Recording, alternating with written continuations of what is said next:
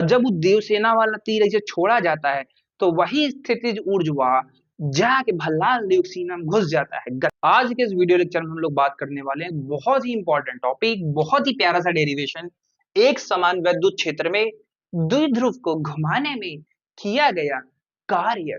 तो देखो, एक समान विद्युत क्षेत्र का हम लोग समांतर रेखाओं से दर्शाते हैं, तो मैंने समांतर रेखाएं पहले से यहाँ खींच रखी है।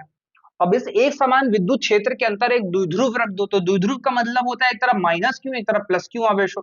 दो बराबर परिमाण में तथा विपरीत प्रकृति के आवेश अगर एक दूसरे से अल्प दूरी पर रखे हो तो उसे हम क्या बोलते हैं?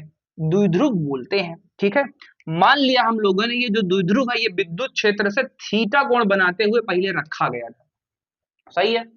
तो यहाँ पे एक टॉर्क लगेगा, उस टॉर्क यानी द्विध्रुव आघूर्ण की गणना हम लोग पिछले वीडियो में कर चुके हैं। वो टॉर्क कितना लगता था आपको अगर याद हो तो हम कहीं लिख दे, कहाँ लिख दे यार, कहाँ लिख दे, यहाँ लिख देते हैं। देखो, आप पढ़ा हुआ टाउ बराबर क्या होता है फार्मूला, पीई साइन थीटा। पर क्या हो कि अगर हम इसे थीटा कोण से विस्थापित कर दें, पहले थीटा कोण पे था, मान लो हम इसे ऐसे घुमा दें, तो घुमाने में देखो बल लगेगा भाई, हम इसको ऐसे घुमाना चाहते हैं तो क्या लगेगा? बल। और बल लगने के बाद इसमें क्या होगा? विस्थापन होगा। तो बल और विस्थापन दोनों हो जाएगा, तो उस स्थिति में क्या आ जाएगा? कार्य आ जाएगा। तो किया गया कार्य कैसे करेंगे? देखो, मान लो हम द्विध्रुव को पहले थीटा कोण से घुमा देते हैं। चलो, इस द्विध्रुव को मान लो थोड़ी देर के लिए हम लोगों ने ऐसे घुमा दिया, ऐसे कर दिया, द्विध्रुव को घुमा दिया ना, ये द्विध्रुव को घुमा के हम लोगों ने ऐसे कर दिया।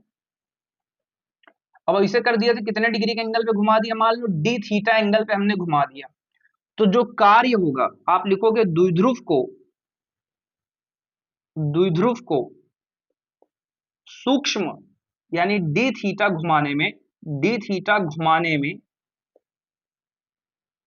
किया गया कार्य, किया गया कार्य, कार्य का फार्मूला होता है W और होता है बल गुणे विस्थापन। विस्थापन कितना है? देखो, विस्थापन हुआ है यहां से यहां तक डी थीटा, तो विस्थापन कितना हो जाएगा यहाँ पे? D theta. अब देखो, डी थीटा का मतलब ये हुआ कि द्विध्रुव को हम लोगों ने बहुत छोटा हिस्सा घुमाया, जहां डी लग जाता है उसका मतलब बहुत छोटा अंतराल, यानी द्विध्रुव को बहुत छोटा खिसका, ऐसा हल्का खिसका दिया, तो कार्य भी कितना हो जाएगा? डी डब्ल्यू हो जाएगा। उस स्थिति में क्या आ जाएगा? डी डब्ल्यू आ जाएगा। अब जरूरी थोड़ी थोड़ा घुमाया जाए, पहले थोड़ा वाला घुमाना निकाल लेंगे, उसके बाद क्या करें? मान लो हम ऐसे नचा दे, पूरा नचा डालें, तब कितना काम होगा वो सब इसी फार्मूले से हम लोग निकाल लेंगे। अब देखो, डी थीटा है तो बल, यानी बल यहाँ पे कौन सा लग रहा है? आघूर्ण लग रहा है, टाउ लग रहा है। टाउ मान हमें पता है क्या होता है, तो आप देखो डी डब्ल्यू बराबर क्या हो जाएगा? टाउ मान क्या हो जाएगा? पीई साइन थीटा, और इंटू कितना आ जाएगा अपने पास? डी थीटा आ जाएगा। इसे फिलहाल के लिए तो हम हटा देते हैं अभी, है ना। तो देखो, अब क्या करेंगे हम लोग? द्विध्रुव को जीरो से थीटा तक घुमाने में, थीटा तक घुमाने में किया गया कार्य, किया गया कार्य मतलब हम ये निकालने वाले हैं कि पहले 0 डिग्री के एंगल पे था, अगर थीटा एंगल पे घुमा दिया जाए तब कितना कार्य करना पड़ेगा? उस स्थिति में आपको समाकलन करना पड़ेगा। आप समाकलन करेंगे डी डब्ल्यू का, और यहां आप समाकलन करेंगे कहां से कहां तक घुमा रहे हो जानते हो? 0 से थीटा एंगल पे घुमा रहे हो आप किसको? P E sine theta into d theta को। तो भाई देखो, समाकलन डब्ल्यू मान होता है डब्ल्यू, और पी कांस्टेंट होने की वजह से कहां आ जाएगा? बाहर। अब अंदर बचा साइन थीटा, साइन थीटा का समाकलन होता है भैया माइनस कॉस थीटा, और यहां क्या है अपने पास? 0 से थीटा।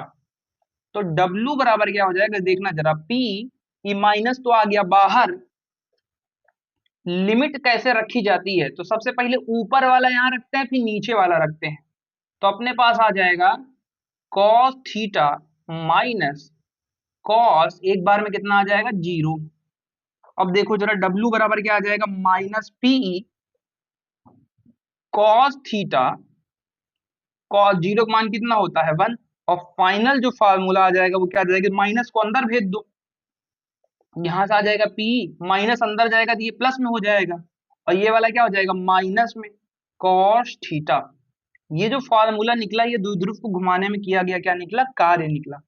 अब कई बार हो सकता है आप बोलोगे सर जरूरी थोड़ी है कि द्विध्रुव 0 डिग्री के एंगल पे पहले से रखा हो, मान लो द्विध्रुव पहले से ही थीटा कोण पे रखा होता, मान लो पहले से ही, जरूरी थोड़ी है हर बार हम 0 डिग्री के एंगल पे रखें, मान लो पहले से द्विध्रुव 30 डिग्री के एंगल पे रखा है और 30 से हम 60 घुमाना चाहते हैं, तब कार्य कैसे निकालेंगे? यानी अगर पहले से थीटा एंगल पे रखा होता और थीटा 2 पे हम घुमाते तब कितना कार्य निकलता। तो यहाँ पे आप मान चेंज करके रख सकते हो, इसका स्क्रीनशॉट ले लिए होगे ना। देखो अगर आप थीटा 1 से थीटा 2 घुमाते हो, थीटा 1 से थीटा 2 घुमाने में किया गया कार्य, तो आपका फार्मूला जो बनेगा वो ये बन जाएगा बेटा, देखो P हो जाएगा, जो 1 है, ये 1 वाला वैल्यू क्या था, ये 1 वाली पोजीशन है, तो आप बोलोगे यहाँ cos theta 1 minus cos theta 2, ये जो फॉर्मूला बनता ये क्या बनता, ये बनता द्विध्रुव के कार्य की गणना करने का सूत्र। एक बात और याद रख लेना, ये जो हम लोगों ने कार्य निकाला है ना, ये कार्य ही स्थितिज ऊर्जा है। आगे विभव वाले चैप्टर में आपको हम समझाएंगे कि जो कार्य है, इस कार्य को यहाँ तक जब आपने किया तो वही पलट करके किसमें ट्रांसफर हो जाता है, स्थितिज ऊर्जा में। किया गया कार्य ही क्या है, ऊर्जा है। कारण ये है कि जैसे जब धनुष बाण आप खींचते हो, इसे खींचने में बल लगा विस्थापन किया, आप कार्य किए, तो जो कार्य किए ना वो इस बाण के अंदर स्थितिज ऊर्जा के रूप में संचित होता है। और जब वो देवसेना वाला तीर ऐसे छोड़ा जाता है तो वही स्थितिज ऊर्जा जाके भल्लाल ल्यूसीना में घुस जाता है, गतिज ऊर्जा के रूप में ट्रांसफर होकर। ठीक है, यहां तक की कहानी आपको उम्मीद समझ में आई होगी। अब मिलते हैं अगले टॉपिक में, तब तक के लिए जय हिंद, वंदे मातरम।